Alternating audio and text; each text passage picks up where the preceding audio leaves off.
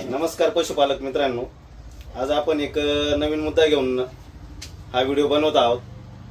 तर आज रोजी आपण बघतो की बरेच डॉक्टर किंवा पशुपालक एक जे मॅग्नेट आहे, या मॅग्नेटनी जनावरांच्या बॉडीमध्ये असणारी फॉरेन बॉडी जी आहे ती याच्यानी कलेक्ट केली जाते। तर आजच्या व्हिडिओमध्ये माझ्यासोबत आहे डॉक्टर विलास बोरसाहेब, जे की पशुधन विकास सहाय्यक पशुधन विकास अधिकारी म्हणून सेवानिवृत्त आहे। तर सर, आज जो आम्हाला प्रश्न पडला आहे तो प्रश्न असा आहे की या मॅग्नेटमध्ये ज्या वेळेला रेटिक्युलम मध्ये अटकलेल्या ज्या वस्तू आहे, समजा त्या या पद्धतीने अटकल्या जात आहे, तुम्ही बघू शकता मॅग्नेटला या पद्धतीने ज्या वेळेला वस्तू अटकल्या जाणार आहे समजा, तर जी जनावरांची जी अन्ननलिका आहे ती याच्याने डॅमेज होण्याचे चान्सेस किती आहे? आता डॉक्टर साहेब, ज्यावेळेस खिळा समजा आतून रेटिक्युलम मधून निघताना जर अशा पद्धतीचा जर आला उभा तर प्रॉब्लेम येत नाही, परंतु दुर्दैवाने तो अशा पद्धतीने जर ओढला गेला तर मॅग्नेटची पॉवर इतकी आहे की हा बघा, हा खिळा सुद्धा ओढला जात नाही।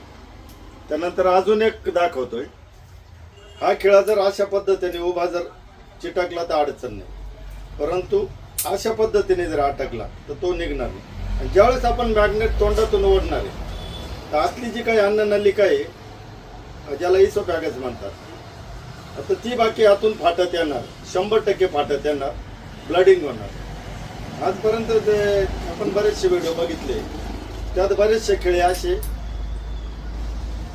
उभे असतात। हा, परंतु बॅड लक जर अशा पद्धतीने झाला, आता हे बाकी दुर्दैव राहील ते शेतकऱ्याचं किंवा त्या गाईचं। त्यानंतर परत अशा पद्धतीचा एखादा तुकडा जर असला आणि तो जर असा आडवा जर चिटकला तर मॅग्नेटच्या बाहेर येणार आहे। जसं की यामध्ये तुम्ही बघू शकता की या दोन्ही बाजूला दारा असणारे समजा ये, किंवा जो बऱ्याच वेळेला अशा तारा किंवा खिळे अटकले जातात, दोन्ही पण बाजूने याला दार असते किंवा टोकदार असतं, तर याचे चान्सेस खूप जास्त आहे की ते अन्ननलिका चिरत आणि फाडत आणणार।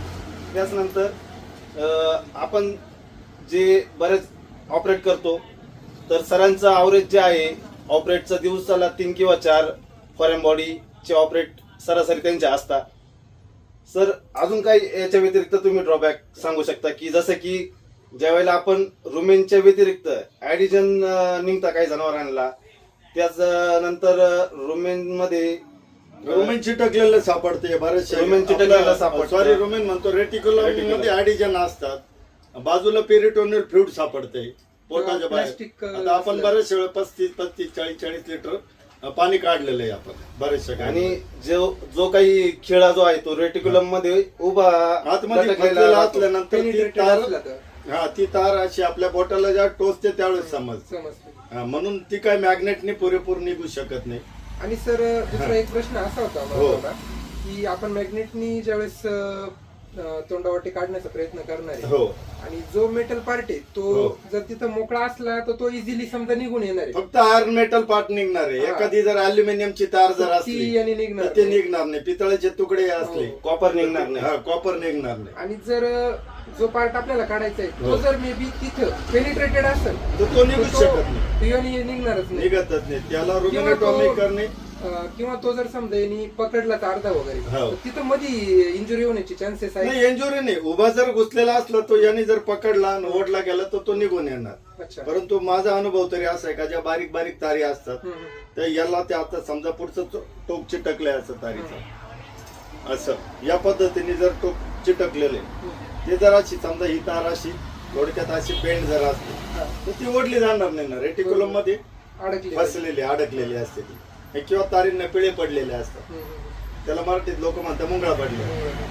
त्यावेळेस आता जे आपण जो व्हिडिओ बघितला आपण आता जो एक व्हिडिओ बघितला त्या व्हिडिओ मध्ये मांसाचे तुकडे लागून आले, असं लाळी मधून त्याचं पूर्ण ब्लड वगैरे ब्लड आलेलं, तर त्यानंतर त्या केसचा फॉलोअप घेतला का संबंधित काढणाऱ्या माणसाने 8 दिवसांनी। आज सगळे व्हिडिओ टाकतात ते, पण 8-10 दिवसानंतर आता बरेचसे असे म्हणजे लोकांकडून ऐकत आलं का ते जनावर सारखं टसकते। आता टांग्याचे बोरे आहेत मोठे मोठे, त्यांचे लोक काढतायत, ती खूप मोठी रिस्क आहे। आणि मोकळ्या वस्तू जर असल्या तर त्या काढण्याची गरजच नाही। मोकळं आजही आम्ही 2-2 वर्ष झालेली चेक केलेले